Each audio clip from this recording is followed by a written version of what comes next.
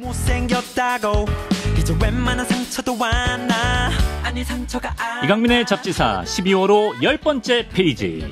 전라도엔 아귀, 경상도엔 짝귀, 오목교엔 황선도. 오늘도 바다 물고기 얘기 재미나게 풀어주실 황선도 전 국립해양생물자원관 관장님과 함께합니다. 어서 오세요. 예, 안녕하세요. 황선도입니다. 예, 반갑습니다. 뭐 하실 말씀이 있으신가요?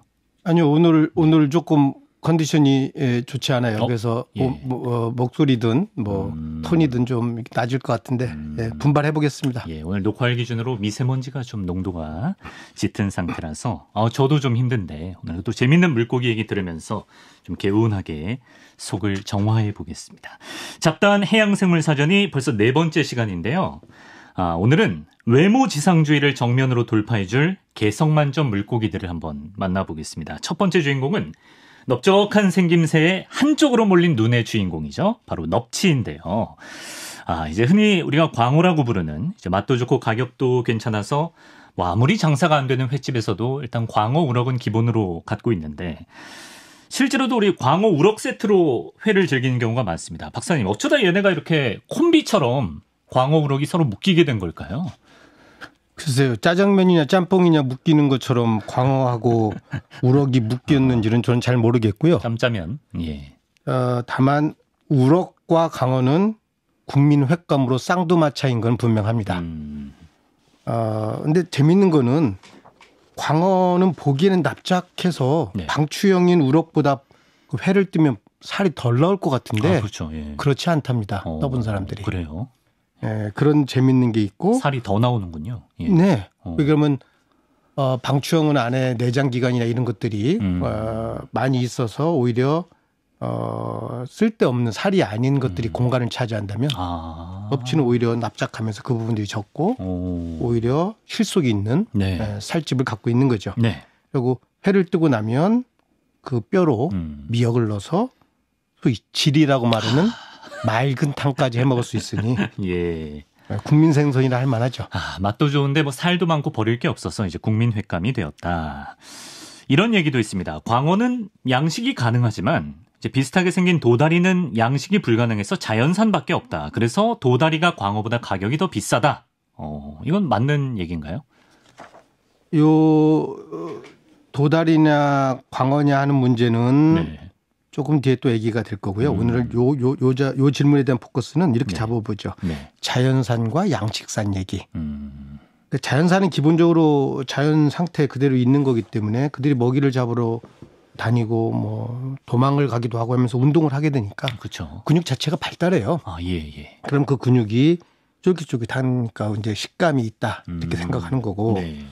또 수요 공급의 원칙에 따라 별로 자연산에 많지는 않은 거니까 무한대 있는 건 아니거든요. 네네. 그러니까 비싸죠. 그 돈 있는 사람은 자연산 사 먹으면 됩니다. 간단한 일이고요. 예.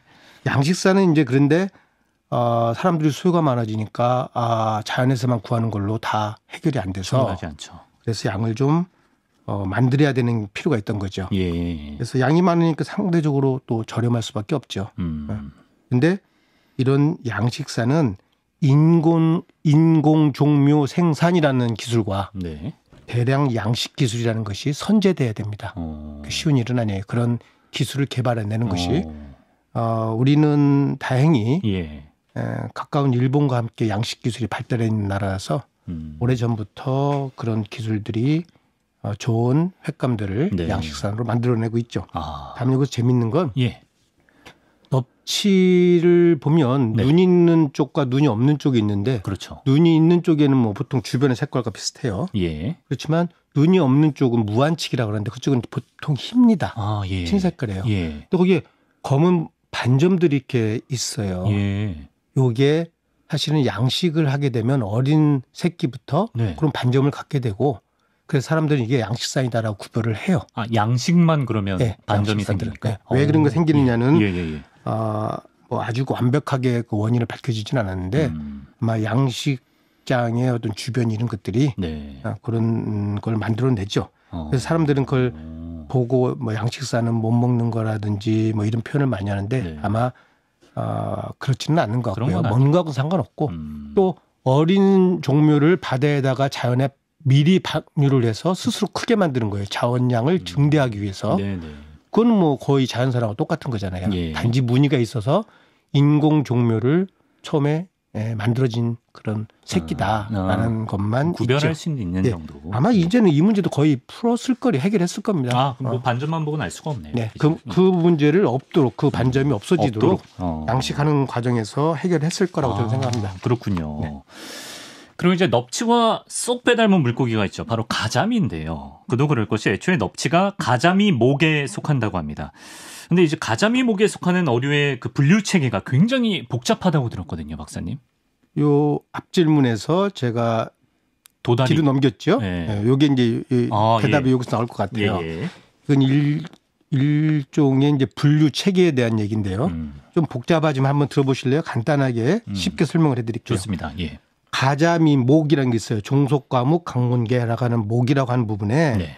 지느러미가 등지느러미, 배지느러미, 꼬리지느러미 이렇게 나눠져 있는 하나의 그룹이 있고 예. 등지느러미, 꼬리지느러미, 배지느러미가 이렇게 다 연결되어 있는 그룹이 있어요. 지느러미가 구분되어 있는 그쪽에서도 네. 눈이 왼쪽에 있는 게 있고 눈이 오른쪽에 있는 게 있어요. 왼쪽에 있는 거는 플러칩과 둥글넙치과 넙치과와 같이 예. 넙치라고 하는 우리가 광어라고 하는 것들이 그쪽의 분류 체계에 속하고요. 눈이 왼쪽. 예. 오른쪽에 있는 건 예. 가자미과예요. 그래서 문치가자미, 돌가자미, 가자미가 붙여 있는 것들이 예. 오른쪽에 있으면서 도다리도 사실은 눈이 오른쪽에 있어요. 아, 그렇군요. 그런데 예. 아까 둥글넙치과는 눈이 왼쪽에 있다고 그랬는데도 넙치과임에도 불구하고 눈은 왼쪽에 있는데 무슨 가자미라고 하는 종도 있어요. 아, 그래요. 또 예. 눈이 오른쪽에 있어서 가자미과에 속하는데 네. 도다리가 있다고 그랬는데 예. 강도다리는 또 눈이 왼쪽에 있어요. 아, 이게 딱 100% 그래서 어떤 것은 어떤 이름은 그의 기준에 또 맞지가 않는 거죠. 예. 또 조금 더 내려서 아까 꼬리지름이, 등지름이, 뒷지름이 연결되어 있는 것은 네. 그 중에서 눈이 오른쪽에 있는 게 있고 왼쪽에 있는 게 있어요. 오른쪽에 있는 건 납서대과, 서대라는 말이 들어가기 시작하죠. 서대. 왼쪽에 있는 건 참서대과예요. 예. 그러면 참서대와 박대가 있는데 우리 박대 많이 들어봤죠? 서대, 박대 뭐 이렇게 예. 서대, 박대. 구분이 어려워요. 그런데 그건 뭐냐면 이렇게 측선이 있어요. 가운데쯤에 이렇게 점이 있고 그 점에 그 점을 측선이라고 부르는데 점이 하나의 비늘에 구멍이 하나씩 뚫혀 있는 것이 줄져 있어서 점처럼 보이는 거, 측선처럼 보이는 거예요. 예. 이 비늘의 숫자가 적으면 참서대, 비늘의 숫자가 많으면 박대예요. 박대. 그래서 언뜻 보면 비늘이 잘 자라다 그러면 박대고 비늘이 그래도 성글게 드문드문 크게 보인다 그러면 이제 참서대예요. 참서대. 근데 여수에서 우리가 서대회를 먹어봤을 거예요. 막걸리와 함께. 이거는 개서대입니다. 개서대예요, 네, 그것도. 그리고 또 군산에서 마른 황금박대라고 해서 또 상품으로 파는 게 있는데 이거는 박대가 아니고 참서대예요. 아, 그렇구나. 이렇게 분류 체계만 얘기를 해도 이게 학교에서 말하면 3학점짜리 한 학기는 들어야 되는 일이에요. 쉽지 않은 일이고 그런 것 같아요. 단지 조감을 들고 현장에 가서 많이 관찰하는 수밖에 없어요. 해결하는 방법은. 저도 역시 여기에는 그렇게 전문가는 아닙니다. 그리고 제가 이렇게 말하는 순간도 분류 체계가 또 다른 근거에 의해서 바뀔 수도 있어요. 제 말이 지금 꼭 진실만은 아닐 수도 있다는 얘기죠. 제가 알려준 것은 현재까지 참에 가까운 얘기일 뿐이고 저도 현재까지 밝혀진 얘기만 알고 있는 상황입니다. 그걸 좀 참고하시면 좋겠습니다.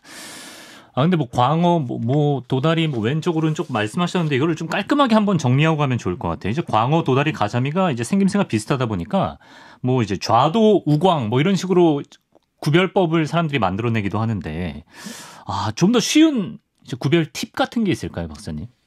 이거는 제가 특허를 내야 되는 건데 많은 방송과 많은 강연에서 하고 있는 건데. 예. 박사님이 고안해 내신. 그럼요. 예. 약간 개그가 섞여 있는. 그렇습니까? 예. 좌강우도니 뭐 우도좌강이 사실 헷갈려요. 헷갈려요. 한자를 사자성어로 만든 거잖아요. 운동백서도 아니고. 쉽지 않고. 그래서 오늘은 넙치냐 가자미냐 이것만 구별을 쉽게 하는 방법. 넙치와 가자미 구별법. 아까 오른쪽이냐 왼쪽이냐. 예. 이게 이제 가자미나 넙치 종류라고 생각합시다. 이렇게 스마트폰이 측편형이니까 이렇게 돼 있는데 일단 머리를 앞으로 두고 내가 이 가자미나 넙치라는 이 물고기를 올라탔다고 생각하세요. 제가 말 타듯이 올라탔다. 올라탔어. 머리를 앞에 두고요. 오른쪽에 있으면 네. 가자미입니다. 세자지요? 아, 눈이 오른쪽 세자. 오른쪽에 눈이 있으면 가자미류. 왼쪽. 눈이 왼쪽에 있으면 두자죠? 예. 넙치, 광어. 아, 그럼 두자네. 기가 막히네요. 안 헷갈릴 거려 이제는. 이건 진짜 특허 내셔야겠는데. 황선도의 넙치가자미 구별법. 이걸 절대 안 까먹습니다, 여러분. 야, 이렇게 구별하시면 될 것 같고요. 근데 이제 넙치 얘네는 그럼 갓 태어난 새끼 때부터 눈이 한쪽으로 쏠려 있는지도 궁금한데요. 이 아마 저 자료 화면도 있는 것 같은데 보니까 예. 원래 부화할 때는 양쪽에 있었습니다, 눈이. 3주쯤 지나가면 예. 한 10mm, 그러니까 한 1cm 정도가 되면 눈이 한쪽으로 이렇게 돌아가는 변태가 일어납니다. 그 변태는 영어로는 메타모포시스입니다. 다른 뜻의 변태를 말하는 건 아닙니다. 아, 예. 이거는 저서 생물로 돌아간다는 얘기예요. 네. 그러면 한쪽으로 이렇게 눈이 돌아가서 바닥으로 이렇게 측편형이니까 서 있지는 못하니까 그렇죠. 누워 있을 거 아니에요. 예. 그런데 바닥에 쪽에 눈이 있으면 네. 이쪽으로 눈에 흙이 들어오잖아요. 예. 내 눈에 흙이 들어오지 마라. 그래서 얘가 바꾼 거예요. 변태를 한 거지. 내 눈에 흙이 들어오기 전에는 내가 못 해준다 이런 말 하는데 진짜 흙이 들어오니까 눈을 한쪽으로 근데 몰아버렸어. 이게 사실은 과학적으로 굉장히 예. 의미 있는 발견입니다. 왜죠? 헤켈이라고 하는 사람이 예. 과거에 개체 발생은 개통 발생을 반복한다라는 가설을 내세웠어요. 그게 뭔 말이야? 개체 하나하나에서의 발달 과정은 예.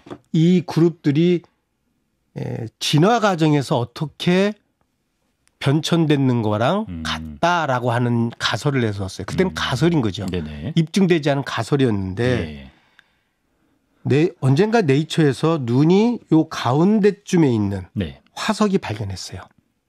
눈이 가운데 있는 물고기가 이 가자미목 어류 중에 아. 눈이 가운데쯤 있는 화석이 발견됐어요. 예. 그 얘기는 예. 아까 개체 하나는 어렸을 때 있던 양쪽에 있던 눈이 네. 커가면서 오른쪽으로 또 왼쪽으로 이렇게 그렇죠. 돌아간다고 그랬잖아요. 예. 그런데 이 그룹에 있는 물고기의 진화 과정에서도 양쪽에 있던 것이 아니라 그게 한쪽으로 돌아가는 가운데쯤에 있었던 것이 발견됐기 때문에 그 개통의 진화 패턴이랑 그 개체가 성장하는 과정이랑 같아진 거죠. 그래서 그 가설이 사실은 참으로 입증이 된 사실이 있습니다. 굉장히 과학적인 발견이었네요. 예, 그렇습니다. 자, 이렇게 넙치, 광어를 만나봤고요. 외모 지상주의에 맞서는 매력 만점 물고기. 이번에는 어부가 잡자마자 던져버렸다는 물고기죠. 아귀에 대해서 알아보겠습니다. 어부들 사이에서는 이제 그물에 아귀가 걸리면 오늘 재수가 없다. 이런 말까지 돌았다고 하던데 이거 왜 그럴까요? 이거 아귀의 생김새 때문일까요? 생긴 것도 좀 그렇잖아요. 미안해 아귀. 그때 모든 물고기는 내 새끼와 같다고 하지 않으셨나요? 예. 아니 내 새끼도 여러 종류가 있는 거죠. 그들만의 독특한 성격과 특성이 있는데. 근데 사실 그때는 아기 말고 달리 먹을 만한 생선이 없었고 그랬는데 이것들이 이게 지역어인데요. 천지빛깔이 그 동네 천지빛깔이었어요. 그렇죠. 지천에 널렸다. 그래 지천에 널려 있으니 이제 먹게 된 것이 아닐까 이런 생각을 합니다. 그 정역전의 자산어보에서는 아귀를 조사어라고 표현을 했다고 합니다. 그리고 흔히 아구라고 부르는 분들도 많고 또 인천 지역에선 물텀벙이라고도 하고 그 밖에도 망청어, 물꽝, 꺽정이 불리는 이름이 많다고 하네요. 예.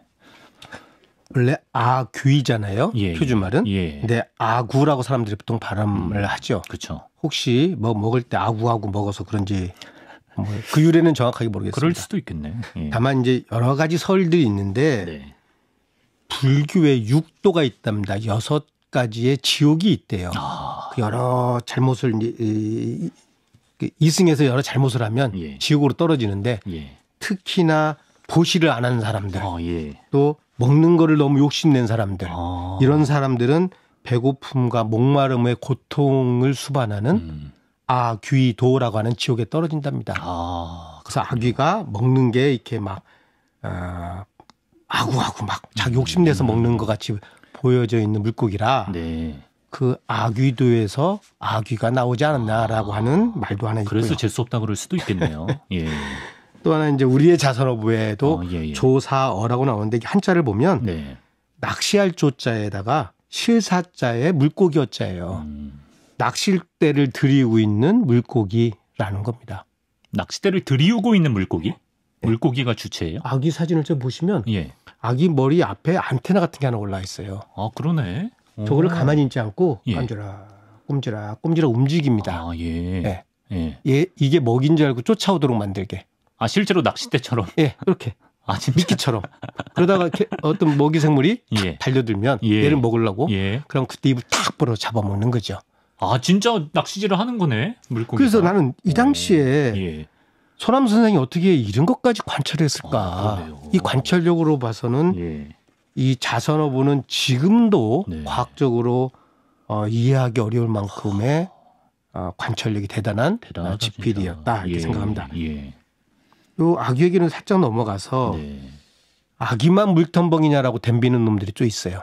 아, 물텀벙이라고. 물텀벙이라는 말이 뭐냐면 네. 물에 던져서 텀벙 빠졌다. 그래서 물텀벙이라고 어민들이 불렀던 거죠. 아. 예. 근데 여기에 나도 물텀벙이야라고 덤비는 놈들이 두 명이 또 아, 있는데요. 누구죠?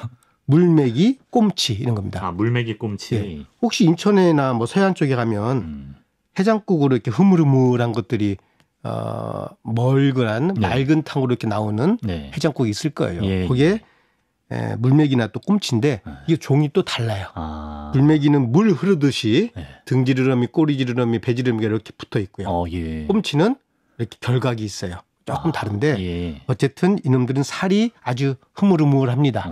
이놈들도 역시 보면 아귀하고는 좀 생김새가 다르지만 네.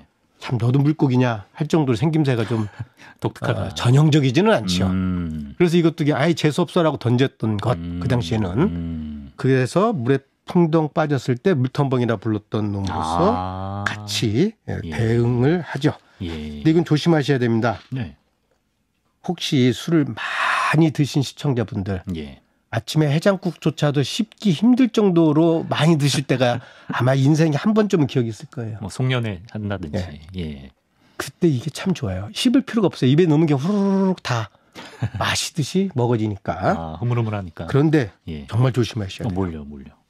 그 껍질이 예. 아주 흐물흐물하고 이렇게 스킨이라고 하는 예. 껍질이 있는데 네. 그 껍질이 잘 안 끊어져요. 씹어도. 아, 그럼 근데 후루룩 들어오는구나. 잘못하면 후룩 들어가는데 네. 이게 해장국이다 보니까 팔팔 끓여서 뜨겁잖아요. 아, 그렇죠. 잘못하면 입으로 끊어지도 못하고 예. 목구멍으로 넘어가지도 못하고 아. 상상을 한번 해보십시오. 아, 그럼 위험할 수 있겠네. 진짜. 조심해서 드시기 바랍니다. 예, 조심히 즐기시고요. 또 이제 황선도 박사님의 책에 이런 표현이 있습니다, 여러분. 아귀는 마치 영화 속 갱을 떠오르게 한다. 몸과 머리는 납작하고 입은 유난스럽게 크며 아래턱이 위턱보다 튀어나와 있다.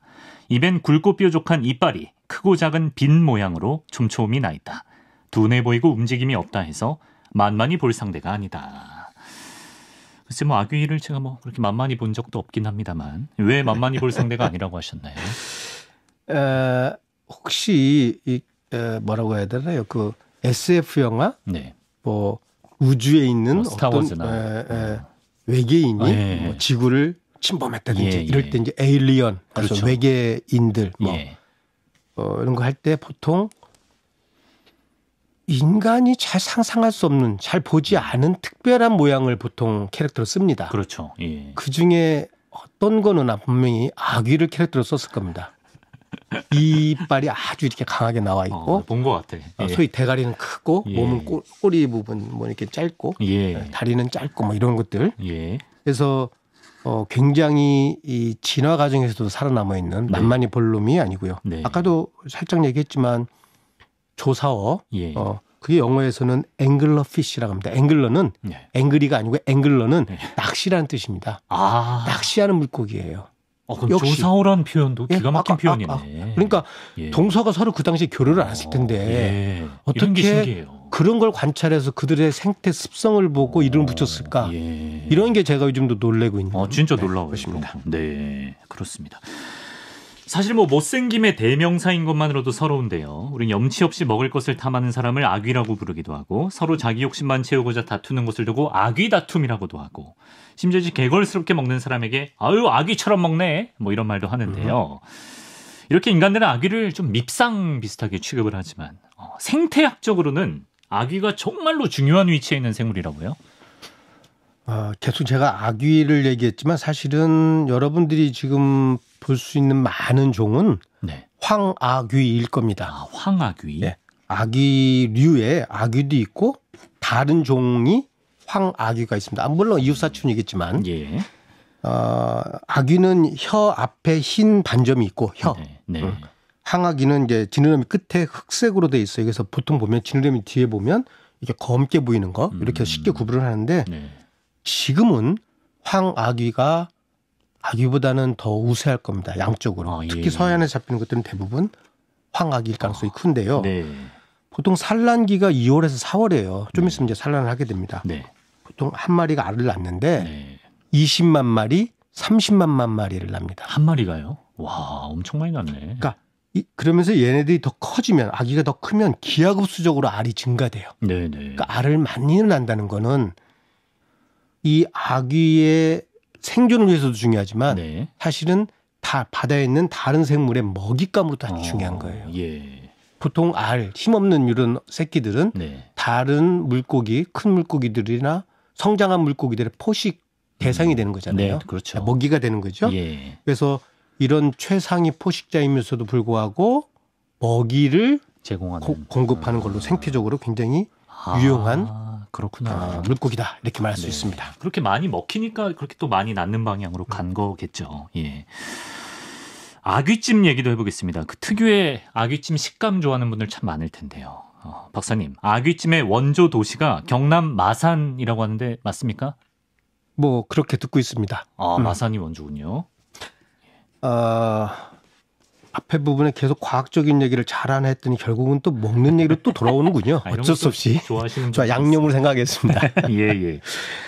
저도 이제 뭐 한간에 돌아다니는 소문이나 또 뭐 문헌에서 찾아본 것들인데요. 1950년대에 마산에 혹부리 할머니가 계셨대요. 오동동이라고 혹시 있습니까? 마사분들? 거기에 할매집 또는 초가집이라는 간판을 뭐 걸었는지 간판 없는 선술집이었는지 모르겠는데 그때부터 시작됐다 합니다. 이게 마산에는 어차피 어항이 있었고 많은 물고기들이 이제 어획돼서 그렇죠. 예. 유통됐겠지만 그래서 굳이 이런 데 신경을 안 썼을 겁니다. 이 아귀같이 흔하지 이렇게 잘 먹지 않았던 그렇죠. 생물에 대해서는 한겨울에 버려졌던 것인데 눈 녹고 뭐 또 얼고 눈에 슬슬 녹다가 또 얼고 이러면서 마린 아귀가 있었는데 이 혹부리 할머니가 이거를 좀 양념을 한번 발라서 뭐 무슨 포찜 뭐 이렇게 해먹는 것들 한번 해보자라고 해서 만든 게 아귀찜의 탄생이다. 이렇게 듣고 있고요. 제가 지금 종로 낙원동에 사는데 그 동네 가면 원조 아귀찜집, 마산 아귀찜집. 서로 내가 원조다라고 하는 아귀찜 식당들이 많이 있습니다. 저 가본 것 같아요. 혼자만 가셨죠? 친구랑. 저는 안 부르고. 죄송합니다. 몰랐습니다. 몰라 뵀습니다.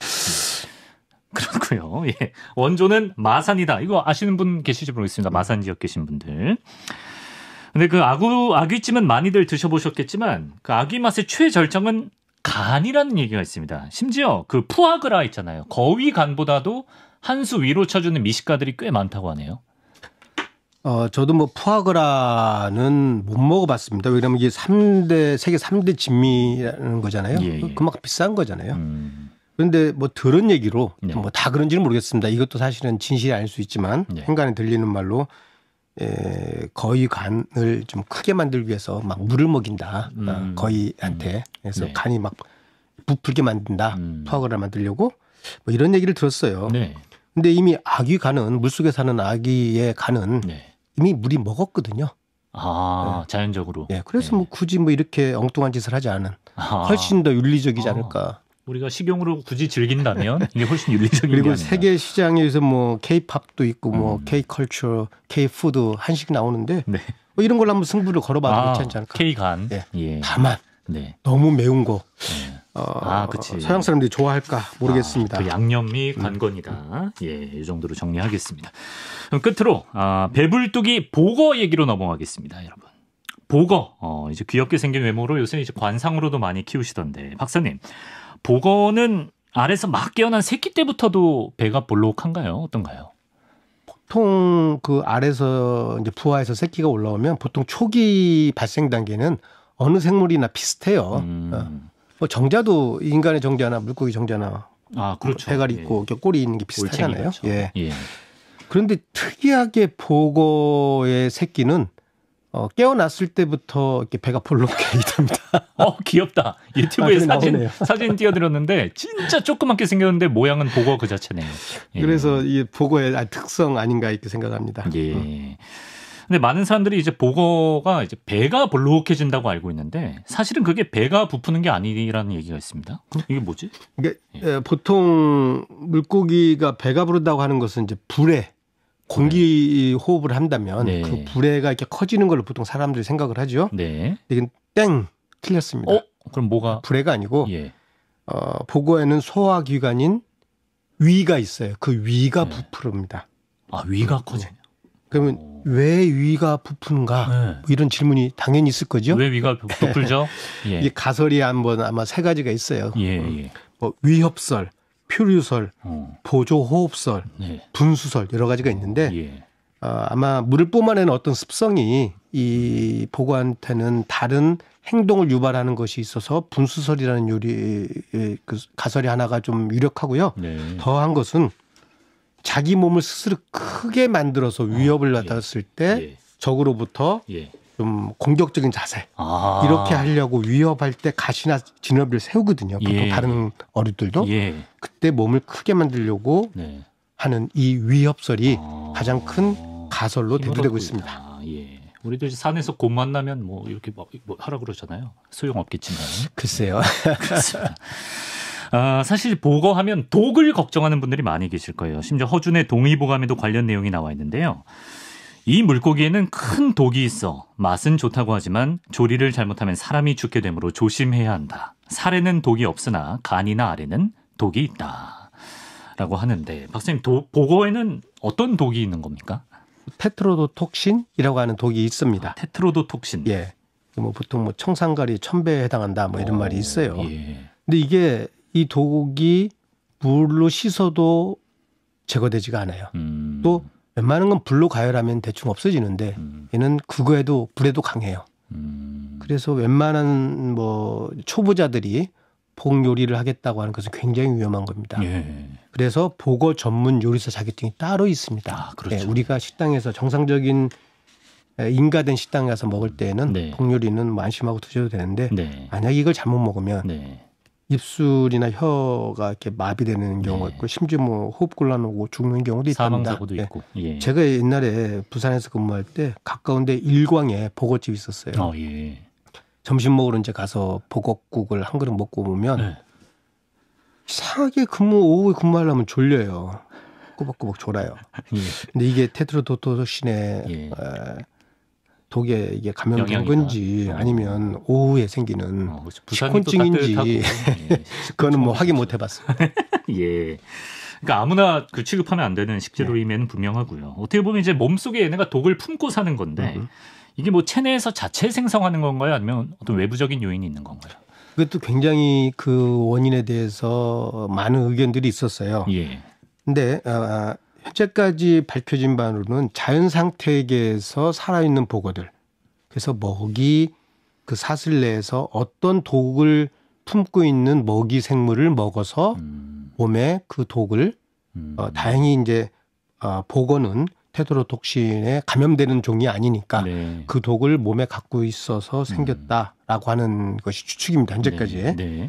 그런데 언젠가 보고도 양식을 하겠다고 실험을 했는데 실험실 내에서 먹이를 사료 같은 이제 만들어진 인공 먹이를 먹였더니 그 독은 보고에서 발견되지 않았어요. 와, 신기하다 이거. 예. 그래서 앞에 말했던 그 추측이 근거가 있을 거다라는 것까지 현재 밝혀진 사실입니다. 그렇군요. 사실 이제 여기 잡지사가 있는 목동 근처에 제가 가장 좋아하는 요리집 중 하나가 복불고기 집이거든요. 제가 아까 그 아귀집은 혼자 갔지만 언제 한번 모시고 가겠습니다. 고맙습니다. 예, 근데 박사님 이런 복 요리에는 주로 황보거가 쓰인다면서요? 그러니까 복어도 종류가 많아서 예. 제가 복어에 대해서 그 종을 다 말씀드리긴 어려운데 예. 황복에 대한 특별한 기억은 하나 있어요. 제가 기수역 다시 말하면 하구, 그러니까 하구라는 말이 한자지만 물 하자 입구하는 입구자입니다. 예. 그래서 강 입구예요. 강어귀예요. 강어구구나. 강어귀인데 예. 그거를 물로 따지면 바닷물도 아닌 것이 민물도 아닌 것이 기수역이다. 건건 찝찝한 정도의 염분도가 한 중간 정도 되는 그런 지역을 기수역이라고 합니다. 네. 그 부분 조사를 하면서 발견된 종 중에 하나가 황복입니다. 그렇다는 얘기는 예. 황복은 민물과 바닷물을 왔다 갔다 하는 왕복성 회유종입니다. 왕복성 회유종. 요것만 얘기하려면 또 길어지는데 네. 어쨌든 얘는 소화성이라고 부르는 한자로 근데 제가 우리말로는 강오름이라고 했습니다. 강오름 왕복 어종인데 네. 요것이 강에서 바다에 살다가 한 4, 5년쯤 자란 뒤에는 산란하러 강으로 올라옵니다. 강어귀로 들어오는 거죠. 예. 근데 요즘 웬만하면 강어귀가 다 하구뚝으로 막혀 있어요. 그렇죠. 예. 그래서 그들의 자연스러운 생태 습성을 방해하는 꼴이 돼서 자원량은 줄고 값은 비싸지니까 이게 계속 악순환이 되고 있는 상황입니다. 안타까운 일이고 네. 또 이 복어는 공식을 합니다. 자기 새끼를 그 어미가 잡아먹고 자기 어렸을 때 자기 옆에 있는 자기 동료를 자기가 잡아먹는 공식이라고 합니다. 그래요? 카타볼리즘이라고 해서 공식 습성 때문에 양식을 하기가 상당히 어려웠어요. 그렇군요. 양식 기술을 개발하기가. 네. 근데 1995년에 인군 종묘 생산이 성공해서 이제는 방류 사업도 한다 합니다. 예. 여러분들이 이런 복어를 특히 우리 편집장님 계속 드시고 싶으면 이런 이유만으로도 자연과 함께 조화로운 삶을 살아가는 생각, 마음이 필요하다 이런 생각을 합니다. 아까 그 아기도 마찬가지고 복어도 마찬가지고 생태학적으로 저희가 잘 지켜줘야 됩니다. 자, 이렇게 넙치, 아기, 복어 세 종의 물고기 오늘 만나봤는데요. 끝으로 이 시간 기다리는 분들이 많은데 박사님의 자유로운 마무리 토크 한 말씀 해주시죠. 어쩌다 보니 이게 과학자의 메시지 코너가 돼버렸더라고요. 이번에는 제가 시청자들이 유튜브를 보고 댓글을 다는 것을 한번 살펴보라 해서 살펴보고 그거에 대한 시청자의 반응 중에 한 말씀을 드리고자 합니다. 뭐 이 프로는 원래 양방 소통을 추구하는 멋진 프로라고 들었기 때문에 제가 이 말을 해도 크게 피해는 안 볼 것 같습니다. 그럼요. 여기서 드리는 말씀 아까 제가 중간중간 말씀도 계속 우럭이라고 부르는 조피불락, 광어라고 부르는 넙치 이런 말들을 썼어요. 그것은 뭐냐면 과거에는 우럭이라 부르고 조피불락이 표준어였는데 지금은 두 개 다 표준어가 됐어. 과거에 광어라고 넓을 광자 써서 한자 광어라고 붙은 것이 우리말인 넓다라고 하는 넙치와 같은 말인데 지금은 상용적으로 같이 써 이제는 표준어야 라고 말씀을 드릴 수 있어요. 그건 뭐냐면 말은 늘 변하는 겁니다. 사람들이 쓰는 쪽으로 변하게 되어 있어요. 그래서 이런 것이 있는가 하면 아까 제가 또 질이라고 부르는 맑은 탕 이런 식으로 또 말을 표현을 했어요. 매운탕은 들어봤는데 매운탕 반대말은 우리가 보통 일본에서 온 말 질이라는 말을 썼어요. 근데 그 나는 그냥 맑은 탕이라고 쓰면 어때? 멀건 하잖아. 이렇게 생각해서 물론 제 생각일 수 있고 일부 사람이 쓸 수는 있습니다. 또는 지난번에 올라갔었던 그 글 중에 하나가 우리가 멍게 해삼 개불 얘기할 때 찌끼다시라고 하는 말이 있었을 때 그때도 제가 뭐라 했냐면 찌끼다시라고 부르는 곁들이라고 또 말을 했어요. 맞아요. 근데 그게 찌끼다시는 일본에서 온 말이 맞아요. 근데 그거를 우리말로 바꿀 때 내가 여러 군데를 찾아봤더니 기본 안주라는 말도 있고 전체 요리라는 말도 있고 영어로 뭐 사이드 디시라는 말도 있고 반찬이라는 말도 있는데 사실 이게 다 적당하지 않아요. 그건 곁들이 음식인 거예요. 그래서 저는 곁들이 음식 또는 짧게 해서 곁들이라고 이렇게 약간 표현을 하고 싶은 거죠. 이게 공식화된 건 아직 아니겠지만요. 이와 같은 말의 근본을 찾아보니까 우리말이라는 게 있는 거잖아요. 나는 우리말을 쓰고 싶은 거잖아요. 근데 그 말에는 한글로도 있지만 오래전부터 한자로도 되어 있어요. 한글 표시는 하지만 또 외국에서 온 그래서 우리말화된 외래어도 있어요. 다만 외국어는 일본어든 영어든 또 기타 다른 나라의 언어든 그건 외국어죠. 그렇죠. 근데 이런 말은 그걸 처음 만든 나라에서 그 말을 쓰는 사람들이 처음 만든 거죠, 용어를. 그렇죠. 심지어 여러분이 지금 과학 코너잖아요. 네. 과학도 우리말 압니다. 한자로 과학이라고 써 있지만 예. 그거는 일본에서 온 한자를 쓴 거예요. 원래 사이언스라는 개념은 예. 경물학이라고 우리말이 있었는데 예. 그게 소통이 안 된 거예요. 통용이 안 돼서 과학은 그냥 분석하면 각 분과의 학문이라는 뜻이에요. 전혀 미닝 의미가 없어요. 그렇네요. 일본에서 쓴 표현이구나. 예, 그런데 그냥 쓰는 거예요. 과학. 네, 그냥 굳혀진 거죠. 라고 하는데 네. 그래서 제 말씀은 굳혀지기 전에 우리말로 있으면 좋겠다라는 생각을 과학자로 이과생으로서 갖고 왔어요. 네. 그래서 표준어 외에 지방어 또는 지역어도 나는 인정하겠습니다. 예. 그리고 그게 우리말이었으면 좋겠습니다. 네. 외국어 쓰는 거 아무 문제 없습니다. 다만 우리말을 만들고 썼으면 좋겠다라는 생각을 갖고 있고요. 네. 2차제에 한 가지는 꼭 드리고 싶은 말씀이 있어요. 네. 보통 우리가 물고기라는 표현을 저도 계속 쓰고 있고 심지어 저의 별명도 물고기 박사 이렇게 되어 있는데 그렇죠. 예. 이거 꼭 쓰고 싶어 쓴 거는 아니에요. 아, 그렇습니까? 물고기라는 건 생선에 가까운 거예요. 예. 돼지, 고기, 닭, 고기. 고기는 인간이 먹는 대상으로 자꾸만 이름을 붙인 거잖아요. 네네. 근데 고기가 되기 전에는 물고기도 사실은 바다에 사는 하나의 생물이었어요. 그렇죠. 해양 생물이었어요. 예, 예. 이때 이름은 뭐냐라는 거죠. 그래서 누군가가 이런 문제를 제기했었고 저도 그거에 동의를 했는데 네. 물살이 어떠냐라고 하는 거예요. 물살이. 물에서 사는. 하루살이. 살이라는 게 생물이라는 뜻이에요. 생명이라는 뜻이거든요. 아, 돼지고기는 고기 빼면 돼지가 남는데 물고기는 고기 빼면 물이니까 이상한데. 이상하죠. 물살이로 물살이가 하는 게 좋겠다라는 말인데 과연 이게 보편화될지는 저도 잘 모르겠지만 가능한 한 쓰고 싶다. 네. 과거에 제가 대학교 1학년 때인가 교수님들끼리 모여서 농담인지 진실인지 쓴 말이 너무 좋은 말이 있었어요. 예. 소개하자면 예. 플랑크톤이라고 들어보셨죠? 예, 예. 한자로 그것도 일본에서 온 한자지만 부유생물이라고 합니다. 아, 예, 예. 떠달아서 사는 거잖아요. 자기 유형 능력이 없는. 네. 근데 한 교수님이 그 떠살이라고 부르면 어때? 떠서 사는 생명체. 아, 떠살이. 떠서 사는 생물. 오, 예. 괜찮아. 그러면 벤토스라고 하는 한 영어가 있어요. 아, 예. 그거는 저소 생물입니다. 바닥에 아까 넙치처럼 바닥에 이렇게 가라앉은 사는 거. 아귀처럼 바닥에 예. 이렇게 붙어서. 붙어 사는 거. 이건 우리말로 뭘까? 붓살이. 바닥살이. 아, 바닥살이. 이것도 괜찮네. 또 재밌네. 넥톤이라고 합니다. 예. 유형하는 유형생물. 예. 뭐 고등어, 방어 예. 뭐 이런 유형생물들. 헤엄살이. 헤엄살이. 아. 이런 말 우리가 만들 수 바로 딱 있거든요. 떠오르지 않습니까? 그래서 예. 이런 말을 만드는 건 국어학자한테 맡길 수가 없어요. 국어학자가 이 개체, 이 생물이든 이 물건, 이 개체를 모르잖아요.